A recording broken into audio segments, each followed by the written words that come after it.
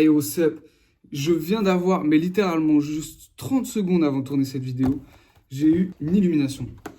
Je me suis rendu compte, les livres de poche, c'est pas un livre de poche. Et je me suis dit, les livres de poche, en fait, c'est juste pour dire qu'ils sont petits, ça va pas vraiment dans la poche.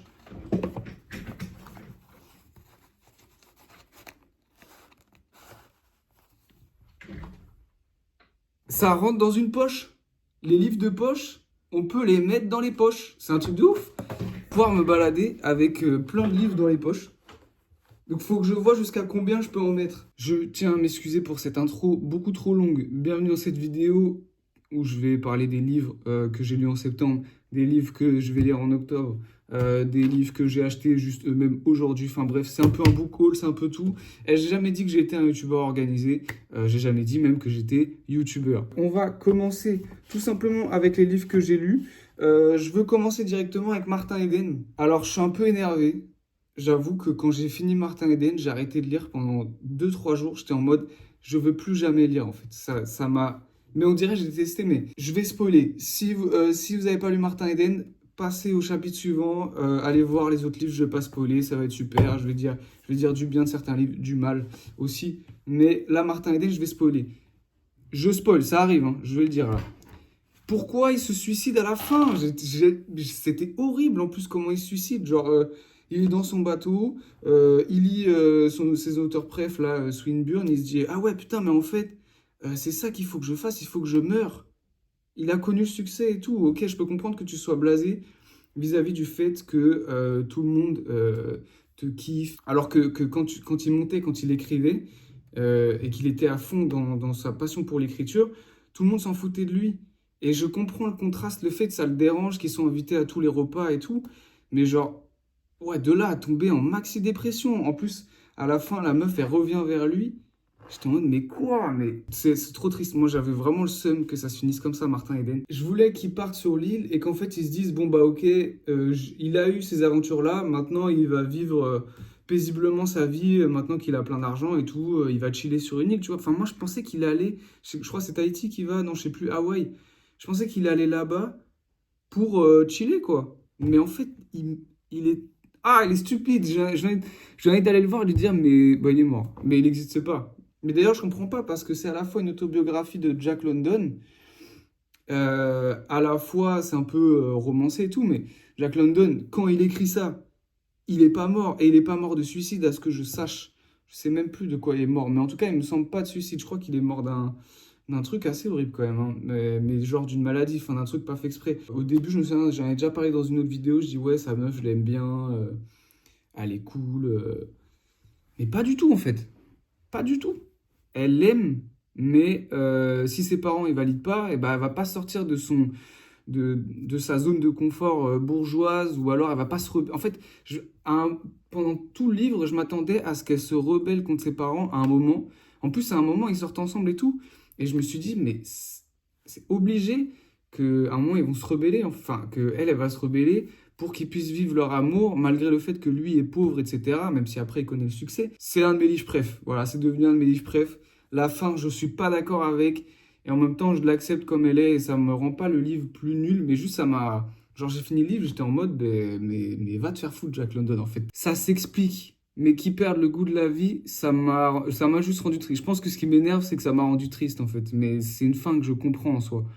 C'est pas la fin que j'aurais aimé. J'aurais aimé que ça se finisse bien. Ça n'a fait que grandir mon amour pour Jack London, finalement. Et il y a un moment du livre que j'adore aussi. C'est quand il est dans la blanchisserie avec son pote et qu'ils sont vraiment au charbon. Ils ont un train de vie horrible pour un salaire mais misérable. Et malgré tout, il se la bute et tout. Et après, quand il devient... j'ai adoré ce moment, en tout cas d'écriture et tout, ce moment-là dans l'histoire qui était très bien écrit, très cool. J'ai vraiment aimé ce moment-là, qui est un peu un moment qui ressort du livre, je trouve. Mais ce que j'ai aimé, c'est qu'à la fin aussi, il achète une blanchisserie à son pote. Il lui dit, bah voilà, tu vas être patron de la blanchisserie. Fais en sorte que ceux qui vont y travailler puissent travailler dans des conditions normales, dans des bonnes conditions. Et ça, j'ai trouvé ça vraiment cool parce que c'était justement la condition pour que lui puisse avoir la propriété de la blanchisserie.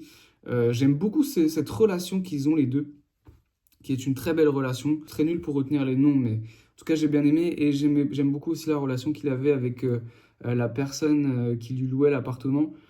À la fin aussi, il lui achète plein de trucs. Je crois qu'il achète une maison, un truc comme ça. Et puis à ses enfants, il lui achète des trucs. Enfin, c'est un des livres qui m'a le plus marqué. Je le mets au même niveau que Stoner que j'ai lu cette année. Les deux, pour moi, c'est deux gros mastodontes que j'ai adoré et qui m'ont marqué. Et tu sais, à la fin du livre, j'ai eu besoin d'un peu de temps pour m'en remettre en fait. Et même là, je reparle, il m'a traumatisé ce livre. Je ne peux que conseiller de lire du coup Stoner de John Williams, aussi que je cite là, qui m'a aussi beaucoup marqué, et Martin Eden. Et finalement, je me rends compte que j'aime beaucoup les histoires qui racontent la vie de quelqu'un en fait. Je vais parler de Carrie du coup que j'ai lu. Je me disais, ok, vas-y, Stephen King, auteur connu, tout ça. J'avais commencé à lire, je trouvais ça cool. Bon, bah, c'est très mid, hein. Pardon hein, pour les fans de Stephen King, mais après, je pense que tous ses livres ne sont pas à la même hauteur. Il n'est pas tant que ça cité, celui-là, en vrai. Beaucoup citent Shining et tout, donc à un moment, j'y viendrai. Je vais pas me dire, ok, Stephen King, c'est fini. Je lirai Shining. Pourquoi je trouve qu'il est mid? Parce qu'il n'est pas nul, il est mid. C'est parce que tout le long du livre, moi, j'attendais juste la fin, en fait. J'attendais la fin. J'attendais. C'est pas du spoil, hein.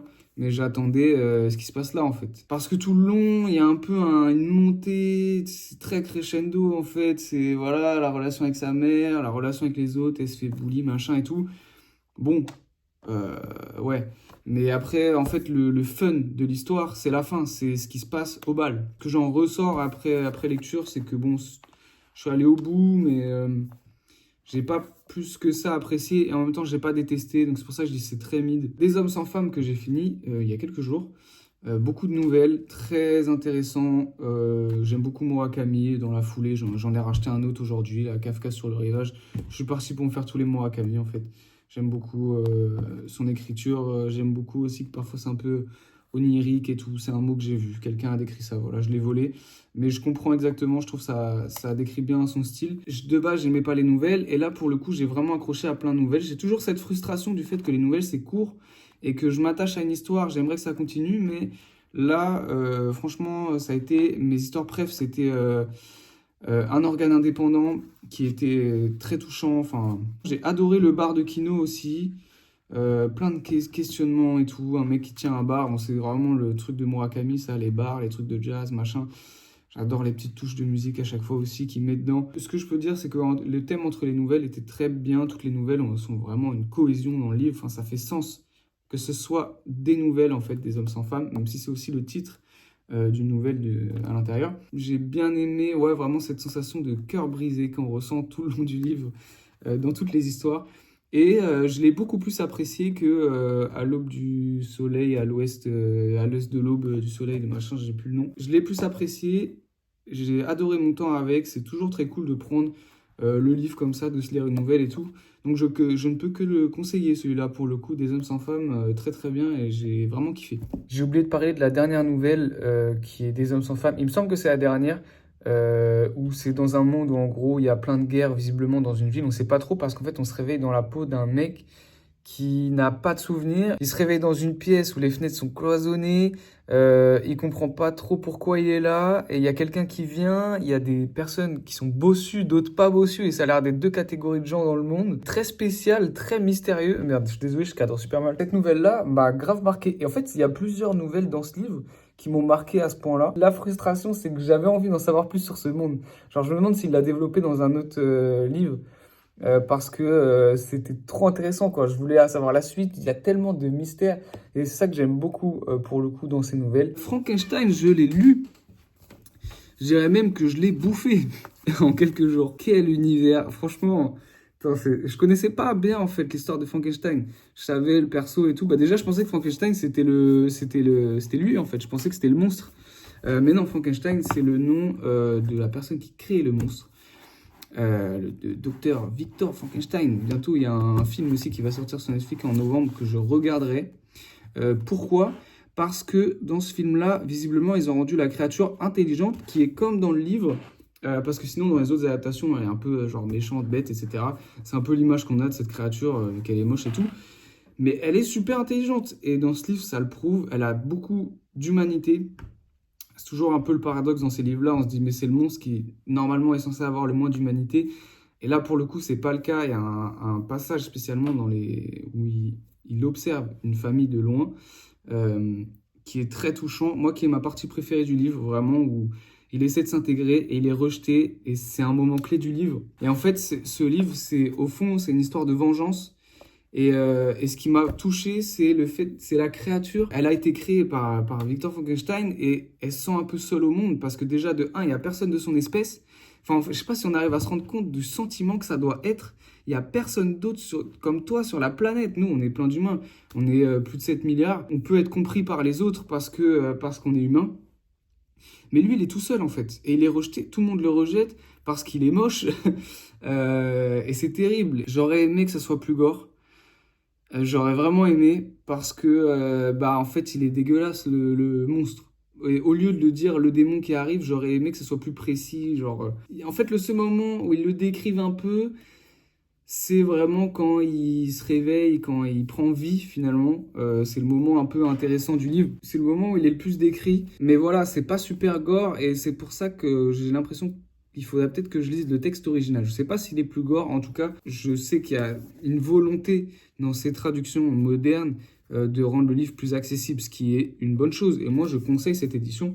Déjà, en plus, qu'elle est très belle. Voilà, ça a été mis entre de bonnes mains. C'est une super édition. Mais voilà, j'aurais aimé qu'il y ait plus c'est violent, il se passe des trucs violents dedans, mais plus de violence, plus gore, tu vois. Sinon, histoire exceptionnelle, histoire même, je dirais, incontournable. Je ne peux que la conseiller, surtout en ces périodes d'automne et de Halloween. Si jamais vous cherchez un livre que vous n'avez pas lu pour Halloween, mais lisez Frankenstein en fait. Alors, les lectures du moment, je lis tout le temps en fond La Voix et la Vertu de Lao Tzu. Pourquoi? Parce que je considère que je suis presque un être illuminé. J'ai l'impression de devenir sage, non plus. Non, en fait, c'est juste que j'aime bien étudier. Voilà, c'est les bases du bouddhisme, c'est génial. Moi, je lis ça un peu, c'est un peu ma bible, quoi. Et alors, j'ai commencé pour certains livres. Je vous montre de loin, j'ai pas envie que vous regardiez les écritures, les trucs que j'ai mis, vous allez me juger. Mais j'essaie d'écrire des trucs intelligents, j'essaie un peu de réfléchir. Je suis très stupide, mais parfois, il leur sort des choses. Je lis et je me dis, d'accord. Alors, je vais prendre un exemple d'un truc que j'ai souligné, que j'ai aimé. Peux-tu tout voir et tout connaître en cultivant le non-agir? J'ai écrit, ici, le non-agir est la méditation. Le mythe de Sisyphe, que je lis aussi. Donc là, je suis vraiment philosophie, tout ça. Camus, je connaissais pas trop. Là, j'ai commencé. Donc, je suis page 38. Pareil, j'annote un peu dedans. J'avais annoté dans Martin Eden aussi. Je crois que les livres de fiction, je n'aime pas annoter. C'est chiant. J'ai juste envie de lire et de pas réfléchir et d'être dans le truc. Là, pour le coup, j'ai l'impression que c'est des livres plus que j'analyse. Donc, j'annote dedans. Ce livre parle de l'absurdité de la vie, finalement. Et aussi pourquoi les gens ils se suicident, pourquoi les gens ils aiment la vie, c'est quoi le sens de la vie. Enfin, finalement, en fait, c'est la philosophie. Hein. Je crois que c'est la première phrase du livre, même il dit la philosophie, c'est répondre à est-ce que la vie mérite d'être vécue? Il n'y a qu'un vrai problème philosophique vraiment sérieux, c'est le suicide. Juger que la vie vaut ou ne vaut pas la peine d'être vécue, c'est répondre à la question fondamentale de la philosophie. Et il explique aussi le suicide. Moi, j'ai beaucoup apprécié. Parce que le suicide, c'est des trucs que j'ai connus dans mon entourage. Et j'apprécie qu'il fasse un peu qu'il essaye d'expliquer les comportements des gens qui se suicident et pourquoi on en arrive à là. Et il le prend pas d'un angle qui juge, mais vraiment d'un angle analytique. Et c'est ce que j'aime beaucoup. Et je me suis demandé si ce genre de livre allait me plaire. Et en fait, je me retrouve à me poser, à réfléchir et à me questionner. En tout cas, j'aime bien comment c'est écrit. Voilà, je sens que Camus, ça va me parler. Hein. J'ai La Peste aussi, que de base, je disais, j'allais peut-être pas lire, mais dans les commentaires, on m'a dit que c'était vraiment un livre à lire. Et le livre que j'ai commencé hier, c'est Demian de Hermann Hesse. Je sais pas si on dit Damien. Celui-là, je l'ai acheté, il fait un peu plus à l'ancienne parce que je l'ai acheté au marché du livre de Sainte-Anne à Rennes. Très intéressant, en fait, ça raconte, si je comprends bien, c'est l'enfance de Hermann Hesse. Et en fait, c'est un petit peu un livre qui parle de se trouver, de se rebeller contre ses parents. En fait, peut-être de se rebeller, peut-être pas que contre ses parents, mais finalement contre la société, ce que la société attend de nous. Et un peu sortir du cadre des parents qui est très en règle et organisé, etc. J'aime bien comment il décrit au début du livre le parallèle entre genre sa maison à lui, qui est vraiment la paix, les règles, tous les trucs positifs, etc. Et comment il décrit le monde extérieur qui est très pour lui mystérieux. Et même, enfin après, en fait, il décrit comment ses parents lui décrivent à lui, mais lui, il ne connaît pas vu qu'il n'a pas vécu dehors. Il décrit le monde extérieur comme quelque chose même de mal, un peu de genre, il y a plein de bêtises, enfin je sais plus ce qu'il décrit, mais il y a les crimes, etc. Et c'est hyper intéressant de voir ça de la vision d'un enfant qui en fait est ce qu'il a ingéré de ses parents. Du coup, j'imagine que ça va parler peut-être un peu d'éducation, trucs comme ça aussi. Pour l'instant, je kiffe bien et ça se lit bien. En plus, c'est très cool. Les 2 prochains livres que je compte lire après, peut-être pas directement, mais en tout cas, là, il me hype de fou. Alors celui-là, aujourd'hui, je vais à la Fnac, je veux m'acheter un clavier pour mon PC. Je ressors avec un livre et pas de clavier. Ok. Mais bon, c'est du Murakami. De toute façon, c'était sûr que j'allais racheter Murakami. Je kiffe. Et là, c'est Kafka sur le rivage. J'en ai entendu du bien. Il est un petit peu fat, mais maintenant, je sais que j'aime bien Murakami, donc ça va pas me poser problème. Et c'est un parallèle d'une vie entre un adolescent qui quitte sa maison et un vieux qui va faire je sais pas quoi. C'est mystérieux, je sais pas trop, mais je sais que je vais kiffer. Je m'imagine bien un peu le délire que ça va être. Et j'ai trop hâte de le lire et j'aime beaucoup ces éditions. Les éditions 10-18 là, à chaque fois pour Murakami, c'est celle que je prends plus que les livres folio. Parce que j'aime bien... en fait, j'aime les chats. Hein. Des livres sur les chats. En fait, moi, c'est simple. Dès que je vois un chat sur une couverture, je le prends. Je réfléchis pas. J'ai aussi Je suis un chat de Natsume Soseki que j'ai très envie de lire. Très hâte de me lancer dedans parce que Murakami, je kiffe en fait. Je kiffe. Voilà, je sais que c'est un truc un peu...